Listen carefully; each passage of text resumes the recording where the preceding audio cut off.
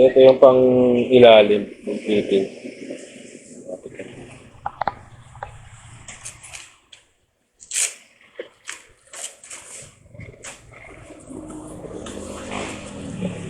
Papalitan mo kaya? Haba. Ah, mahaba daw yung pagkakagawa nito. Para ikot pa lang.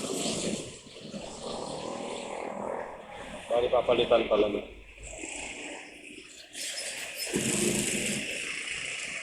Pahinga ng mga carpenters.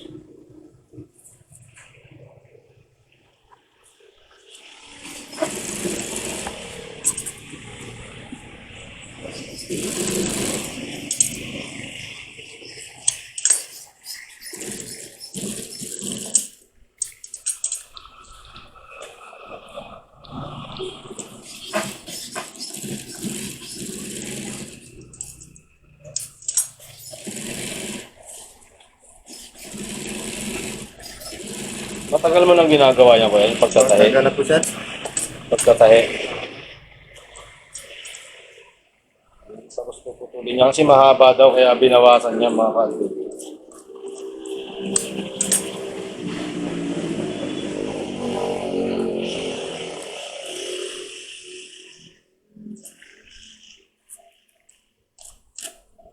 Kaya tinanggal niya yun para mabawasan. Para daw maganda yung lapat. Sabi ni Kuya Ronel. Yung mga ka-adventures, update ko ulit kayo mamaya pagkatapos na ni Kuya. Ano mga ka-adventures, no? Tapos na tong harapan, ayan. Yung driver seat, saka yung front seat. Tapos na siya. Lagay na ni Kuya Ronel. Ito naman siya sa likod. Tapos mga ka-adventures, ang maganda rito. Ayan, may design siya na. Mayroon siyang logo. May logo siya ng Mitsubishi. Ayan. Pinalagyan natin ang logo. So, pwede rin sana dito pala. Pwede rin sana pala dito pangalan. Dapat pala pinalagay ko dito Coach John TV. Ayan. Kaso wala eh. So nakalagay na Mitsubishi Adventure. Mitsubishi lang. Logo lang na Mitsubishi. So ngayon tinanggalan ni Kuya yung dun sa likod. Ito naman siya sa likod mga ka-adventure. Pinapaklas na ni Kuya yung likod.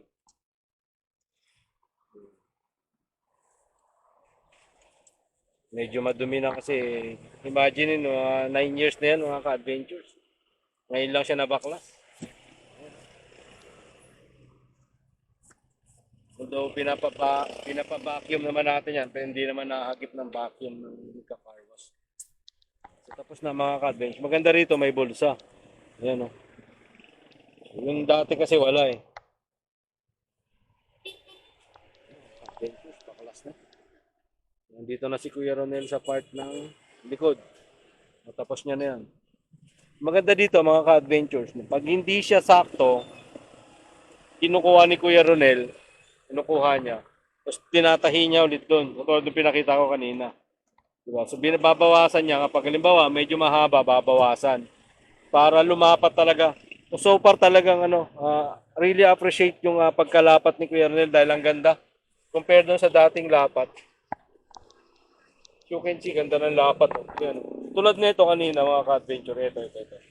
Medyo mahaba to hanggang dito. So, binawasan niya, tinahian niya ulit. Tapos yung dito, ganoon din. Kaya ang ganda ng lapat. Oh. Yan, oh.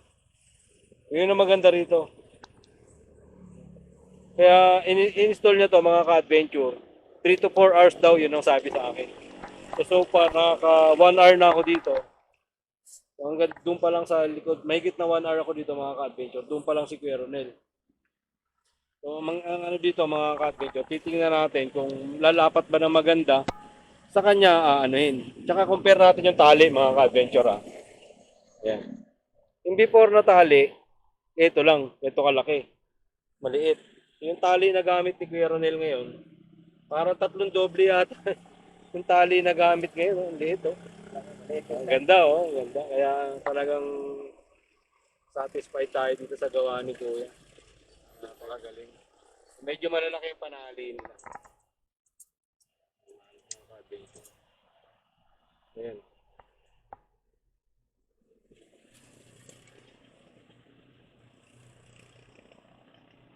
Talagang maganda yung pagkakalapat mga ka-adventure, tsaka napakadaming tali. Ito yan. Ito kasi parang, wala, ito, ginusot-gusot lang. Minadali eh. Ito wala naman akong binago dito mga ka-adventure dahil hindi naman ako marunong mga likot na mga ganito eh. Ang alam ko magmaneho lang. Wala akong alam sa ganyan. Kaya kung ano yan, kinabit, ganun talaga yan. Oh. Kita nyo yan.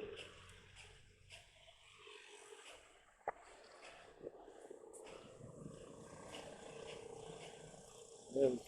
Ayan, oh. Tsaka malaki yung gamit niyang ano, panali mga ka-adventure. Hindi ganito kalaki. Kumbaga sa size, eto, uno. Yung gamit ni Kuya, 5 na yata yun. Maxi malaki. Parang ganun. Ganun ko lang dinidescribe mga ka-adventure ha. Pero wala naman akong alam kung anong size talaga yan. Anong, may size ba yan Kuya? Yung tali? Meron yata sir. Mayroon din ano? Mayroon din daw. Pero hindi rin alam ni Kuya Ronel kung ano yung size. Basta ako, alam, pagkakaalam ko rito, ito uno. Parang yung 5 yung gamit niya ngayon. So mas matibay mga ka-adventure kasi mas malaki. Mas madaling ikabit yung dito sa likod kasi ano, Masupply kasi sir. natutupi. Yung kasing sa harap mga ka-adventures, hindi siya natutupi, nauusog-usog lang siya. Ito kasi natitiklop tong upuan sa likod eh. Yun yung kagandahan dito. Ganda ng pagkakatali.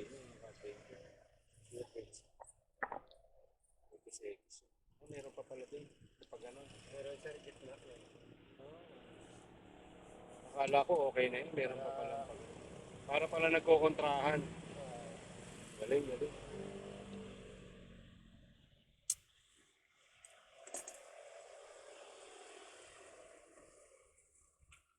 Yun, no? Mga ka-adventure. Ganda. Ganda ako.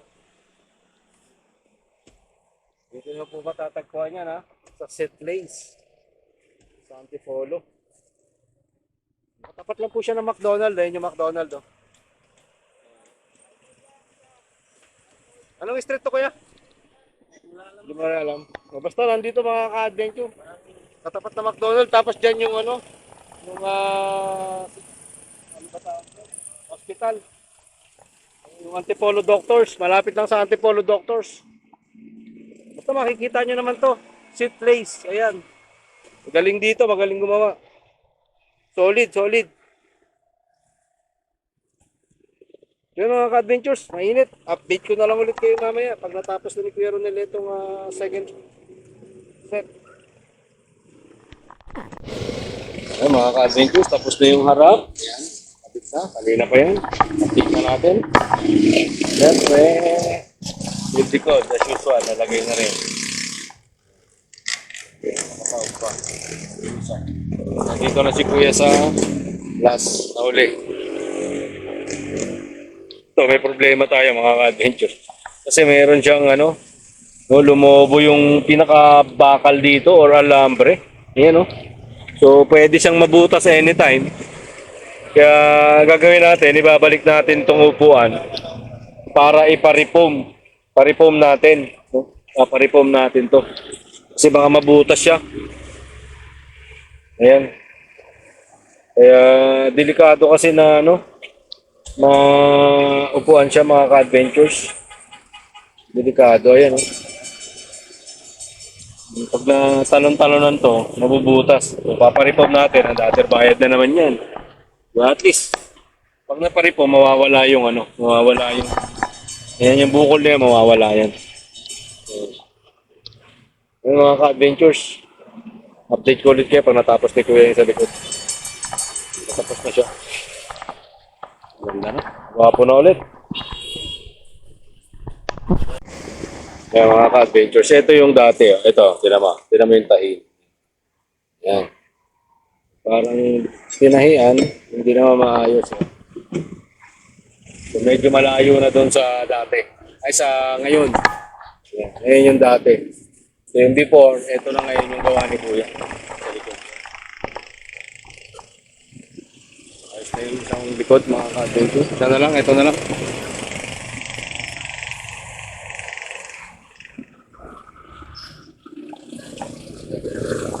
May mga binaklas ni Kuya. Luma-luma yan. Mga ka-adventures. konting-konti na. Dito medyo mahirap kasi binabaklas ni Kuya yung tornilyo yan. Yung tornilyo niya, binabaklas niya yan. So, kailangan niya talagang baklasin kasi hindi niya makakabit doon sa likod. Tsaka ang ganda ng pagkakatahi niya. Yung ganito sa likod mga ka-adventures. Solid talaga yung gawa dito. Iba. Tapos dito mga ka-adventures, ito binaklas din ni Kuya to para lapat na lapat. So, bukas to babaklasin ulit. Yan again mga ka-adventures, dito tayo sa set place dito sa Antipolo.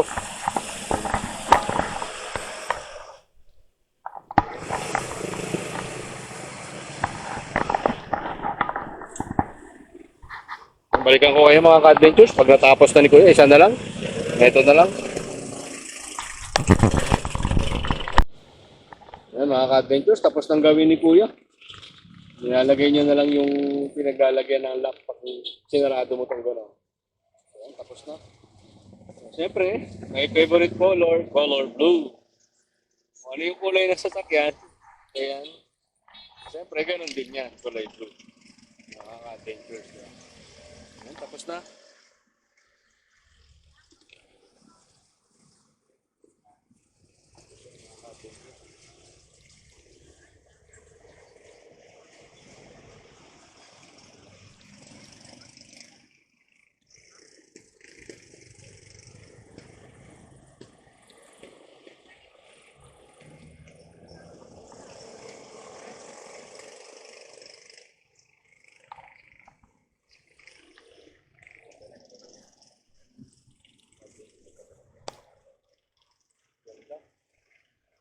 Ganda ng kulay.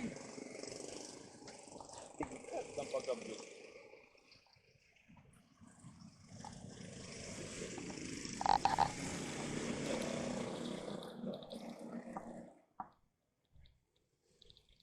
Mga adventures, ito kasi yung design ng luma. Yung console box, so papalitan na rin.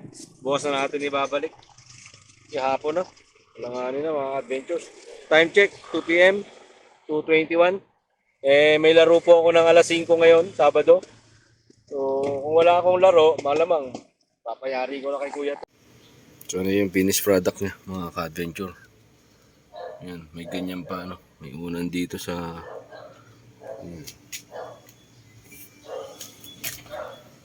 May pre-pillows.